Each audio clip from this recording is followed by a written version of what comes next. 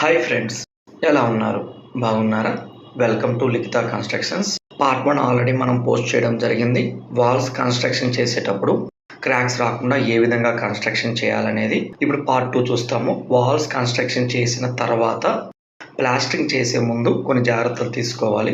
మీరు వీడియోలో చూస్తున్నారు కదా, మెయిన్ క్రాక్స్ రావడానికి కారణం ఎలక్ట్రిక్ పైపు పెట్టడానికి గాడి కోస్తారు. ఆ గాడి కోసిన తర్వాత చాలా మంది డైరెక్ట్ గా ప్లాస్టింగ్ చేస్తారు. అలా చేయడం ద్వారా కలవ అనేది పూర్తిగా దాని లోపలికి వెళ్ళదు, హ్యాలో ఉంటుంది. దాని ద్వారా మనకు క్రాక్స్ అనేది వస్తుంది. అలా కాకుండా పైపులు పెట్టిన తర్వాత ఫస్ట్ కలవ అనేది పూర్తిగా మెత్తుకోవాలి. మెత్తుకున్న తర్వాత వీడియోలో చూపించినట్టు జాలి అనేది పెట్టుకొని అక్కడక్కడ స్టీల్ చీలలతో కవర్ చేయాలి.